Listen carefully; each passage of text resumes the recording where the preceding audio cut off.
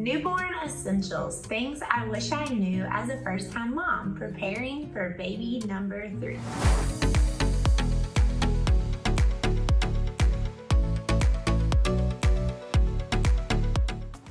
Hey guys, welcome back to the channel. I am Jessie, and if you're new here, then hit that subscribe button where you can see all things faith, family, and farm, where we focus on growing in fruitfulness of the spirit as a family and hopefully encourage all of you in the process. So today's video is a little bit different on the channel. If you've been following along, then you know that I am expecting baby number 3, which does finally have a name. We're just not ready to reveal it to you guys yet, but that'll be coming in a future video, so subscribe to see that. So I am finally in the 3rd trimester and I'm in that total nesting phase. I am cleaning everything, decluttering, and preparing for this sweet boy. So while I don't really consider our family to be minimalist, we are all about only keeping items around that we deem essential or make our life much easier. With the first baby, with Asher, we felt like we needed everything. And then when we had our second, we were like, we don't need anything. Seriously, you really only need a few items to make your life easier. And that is what today's video is all about. The items I really don't ever want to have to live without when taking care of a baby. The items that we have found the most essential and just honestly so helpful. Also, at the end of the video, I'm gonna let y'all in on the area we are actually preparing for the baby to sleep. I'm gonna show you what we're doing. If you remember, we live in less than 1,100 square foot, 2-bedroom, 2-bath home. We're in a carriage home. We live on top of our garage. So we're getting quite creative with this baby's sleeping arrangement. So I'm gonna give you a sneak peek of what's to come at the end of this video for that. Okay, so what do I absolutely love and recommend for all of you bringing home a baby that's all about efficiency and productivity while homemaking? And just so you know, baby clothes, diapers, wipes, all those obvious items are not on this list. You will need those things, obviously. I'm not gonna insult anyone here by listing them out. In order for a product to make this list, it had to be essential in making my life and my family's life easier. I hate when things just take up space and don't actually get used. They also had to be pretty affordable and not break the bank.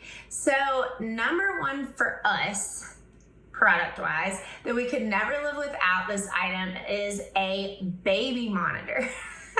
And I know right off the bat that doesn't really sound essential, but with us being self-employed and we actually work from home, this item just makes our life so much easier. We own a wedding venue. You can find more about that on the channel. We have several videos on it, but we live on the same property as the venue and we're only a few steps away. And there are times when the baby's napping, because well, that's like all the time when they're really little, that we may have to run over to our venue or be filming in the studio for you guys, for YouTube. And it's so convenient during those times to just pull up the baby monitor to keep an eye on the baby and listen for them. We love having this available to us. And honestly, the one time we had ours break with our first child, we had to replace it immediately because it truly was something we did not want to go without. And that actually brings me to the sponsor of today's video, the Ellie Baby Pro monitor, which we will be using for baby boy number 3 when he arrives soon in December. But for now, we have it set up watching over our little one Callum in his room, where we can show y'all exactly how it works and how nice it is. This monitor has all the bells and whistles, and one of our favorite must-have features for any baby monitor that we would ever consider having is that it works with your smartphone through an app. So you don't have to have another device you have to carry around with you to watch baby. It can all be done right from your phone. Ellie is dedicated to the application of AI technology in baby's growing environment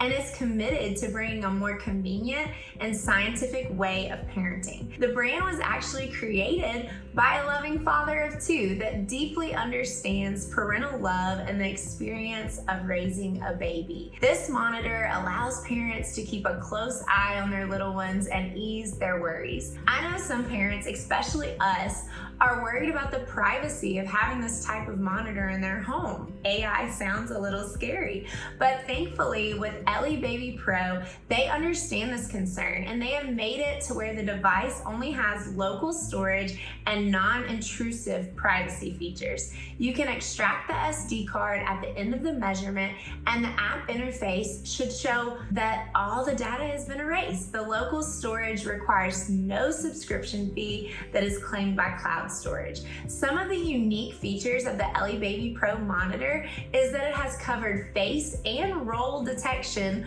where it alerts you if the baby's face and mouth are covered or if they are face down. Isn't that neat? It also has cry detection and can be programmed to play soothing music to calm baby down.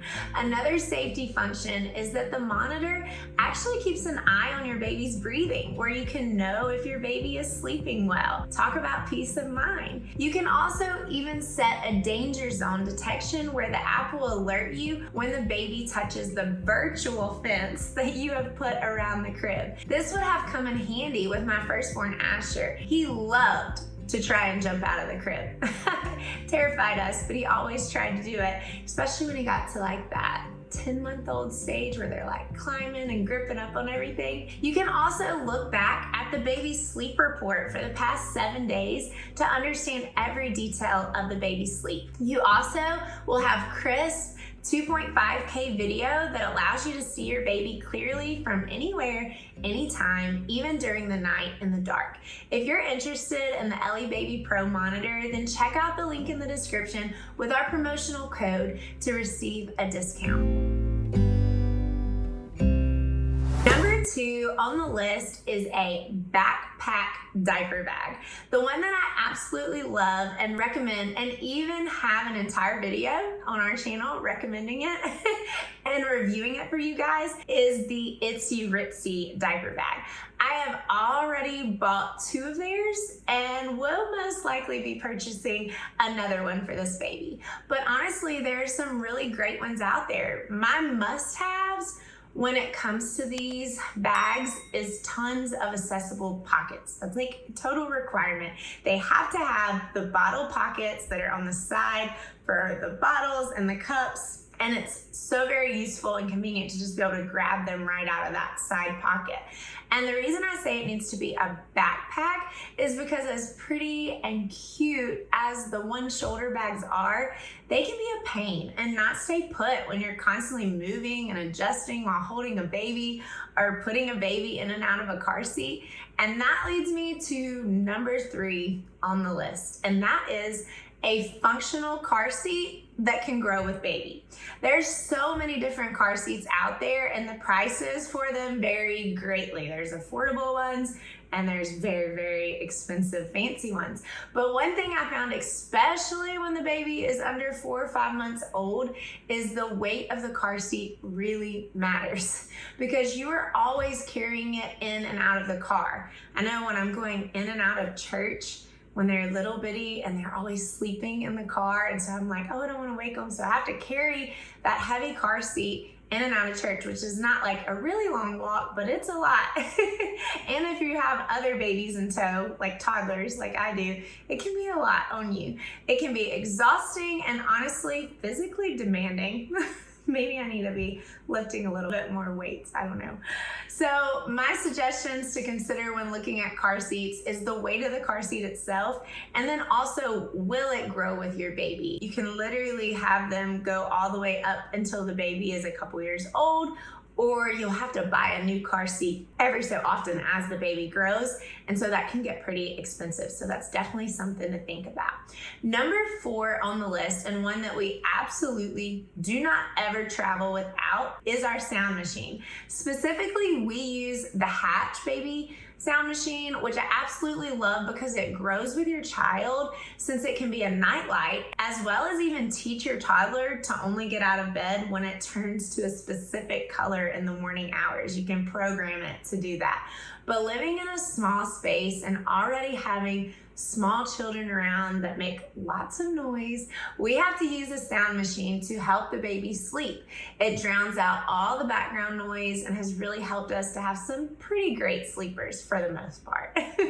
They are still babies. Moving on to number 5 on the list is a Boppy. I love this thing. We even bring it to the hospital with us for when the baby is born. It makes breastfeeding the baby so much easier on you, and it's multifunctional because you can rest your baby on it. Like when they're little bitty, they lay in it so nicely. I know there are many brands of these, and honestly, they're amazing. I use them every day when I have a small baby, and then when they get bigger and they're finally holding their heads up better, we transition them to a Bumbo style seat, which I also do highly recommend. These are items we seriously never travel without, guys, because they just make our day-to-day lives with babies so much easier. And if we forget them at any time, we always regret it and realize just how functional these things really are. You never realize how spoiled you are to something until it's gone. So number 6 on the list is swaddling sleep sacks. We actually prefer the Halo brand, but there are some other really good ones out there too. And every baby's different, and I think you kind of have to adjust depending on what they like. Some babies, no matter what, will be getting their hands free, but we really like having a sleep sack. When we had our firstborn, Asher, we could not get the hang of swaddling. We had an entire drawer full of swaddling blankets, and no matter how we would make this little burrito, the baby was always able to get out. But once we used the Halo sleep sacks, there was no turning back. And honestly, they helped our little ones sleep so much better because it makes them feel all wrapped up in a cocoon like they're in the womb. We also keep our house very cool, 65 degrees at night. I know, I'm crazy. It used to be 64, but Cody's like trying to get me where I can adjust to a higher temperature. And it's working. I'm now at 65. Who knows? Maybe at the end of the year, we'll be around 67. But the sleep sacks keep baby warm when you are not really supposed to have any blankets in the crib with baby. So it kind of works multifunctional. Number 7 on the list is our Dockit. This is one that I really thought was pretty expensive and not something we would really use. But for the first 3 or 4 months of the baby's life, we found it to be pretty priceless. It's a perfect little space to lay the baby in, and it is almost always what we let baby nap in. It just makes them feel comfortable, and I liked how it felt kind of protective, having that edge around the baby where they don't really move. And we actually would lay it in the crib with them some. I know there can be some reservations when it comes to that, so you might want to just look into the safety of it as well. But we do absolutely love having our Dockit, and I love how you can clean it easily with taking the, you can take the covers off, you can replace the covers, and so it's lasted us for all of our kids just buying the one, so you get your money out of it because it is kind of pricey. It's probably one of the pricier things on this list. Number 8 is our infant bathtub. This thing is seriously amazing. We love how it supports baby at just the right angle to bathe the baby in for those first several months when they don't have good head control. If we're going anywhere overnight, we do usually bring the bathtub just because it makes giving the baby a bath so much easier. It fits perfect in a bathtub or, my favorite, a kitchen sink. I I am all about having the baby in the kitchen sink while I prepare dinner, so this tub definitely meets the mark.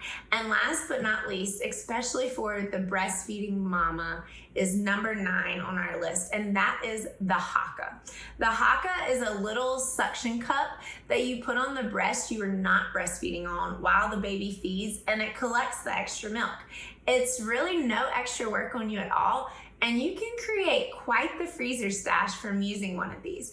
I absolutely loathe breast pumps, can't stand them.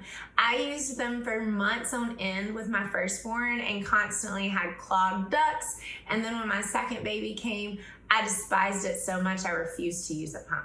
I said, I'm just gonna exclusively breastfeed and only use the Hakka. And it was a much better experience that second time around for me doing this. That is exactly what I plan on doing with this next baby. Mostly just exclusively breastfeeding. I'm home with my children. I rarely need to use any sort of supplement. I rarely need to give a bottle to someone to feed my baby.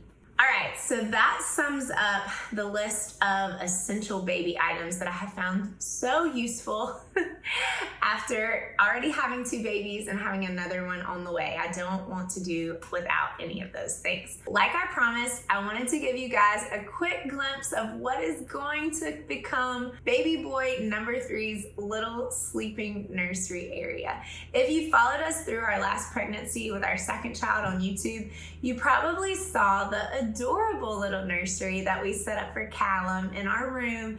And while it was adorable and it was super convenient, I'll link the tour video up here for you guys. But as much as I loved his area, he quickly outgrew it. But that wasn't the worst part. The worst part was that I could no longer sleep in the room. So baby moved in and I essentially moved out. Like I said, I breastfed both my boys and it's like they have super senses when mama enters a room. I'm sure some of you mamas can attest to this. But they can smell that milk. So every night when I would go to get into bed to go to sleep, Callum would wake up and then it would be another hour or so before I could get to bed. And then on top of that, he loved the sound machine, like a lot. And he loved it extremely loud. And I hate the sound of the sound machine. It drove me crazy. I tried earplugs and eventually I just got so tired of it all that I started sleeping on the couch. Not proud of it, but that is definitely what happened. It was not ideal. Cody and I hated it, but it was the only way we were all getting a good night's sleep for months. So with this baby, we had to find a separate space for them. But since we only live in a 2-bedroom home, and our master bedroom and the boys' bedroom, we're getting a bit creative. And so baby boy number 3 is actually going to be moving into our small walk-in closet. It is right off of our master, attached to our master bathroom. I know it doesn't sound ideal, but I think it's going to work out perfectly. We actually got this idea from when we traveled on vacation, and one of the houses that we stayed in had a closet that was perfect for the baby's pack and play, and he slept in there great the entire trip. It was dark, it was quiet. He was able to listen to the sound machine. We didn't bother him or wake him up. He didn't smell me. So we're gonna be doing a bit remodeling in the closet. So let me take you back there and show you what I'm talking about. So while it sounds odd on the surface to be putting your baby in a closet area, I know Cody's gonna make this really nice. And I'm actually pretty excited about it because I feel like the baby will have a nice place to sleep that is away from the boys' bedroom. And we're hoping to make it big enough to where he can stay there for 12 to 18 months. And then he'll be able to transition into the boys' room, which has a triple bunk bed and a little sleeping area like where Callum's sleeping right now. Here is our master bedroom, and you can see the little crib that Cody built where Callum was sleeping when he was a baby, where I never got any sleep because he woke up every time I came in here. But if you come right over to the side, here's our master bathroom. And this is the little closet that we are gonna be redoing this whole side of over here to have a little sleeping area for baby boy number 3. So we're planning on removing these drawers right here, and Cody is gonna also remove a little bit of that shelving, and he's going to build a custom crib in here. So obviously we will vlog that for you guys and let you see it. He creates amazing work. You can see I have some cute little baby clothes up here for him, but we're actually gonna be removing this clothes area completely, probably putting some shelves above the baby's sleeping crib. And he even talked about, since this is plenty wide enough, making the crib probably start from like here and go back. And then this might have some cubbies as well for like little items for the baby. And then we'll just go from there. I've been busy cleaning all this out, but you can see our clothes will still be on this side. But where our Callum's little crib is in our room right now, we're actually gonna be building more dressers and a little armoire type area to put more clothes. So we'll get rid of a lot of these clothes in here. So yes, technically we should be able to fit 4 children in the house right now, the way it is. We're gonna do a full house tour soon for you guys because we've had a lot of questions on that. But that is gonna be it for today's video, you guys. I hope you enjoyed it. I know it's a little different than our typical sit down talk videos, but hopefully you enjoyed it and got something out of it. And if you have any questions, obviously leave them in the comments. We will see you on the next one. God bless. Hold on, you guys, before you go anywhere, Ellie baby wanted us to get some really cute footage of Callum holding this adorable little stuffed animal that comes with the camera, and we thought we would be doing you guys a disservice if you did not get to see some of the footage as we tried to record him holding this bear. I would also be doing a disservice to my wife if I did not say, wow, what an awesome screen grab this was of her at the very end of the video. Y'all enjoy. God bless.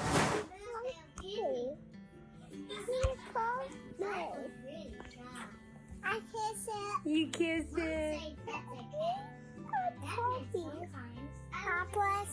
Yeah. Kiss on it. Kiss it.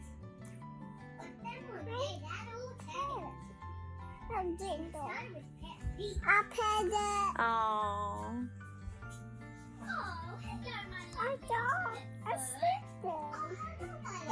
It's sleeping.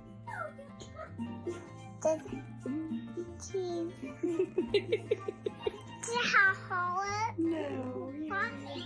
Kiss the puppy.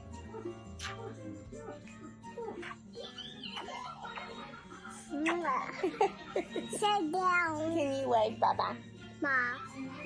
It's a ball. Bye.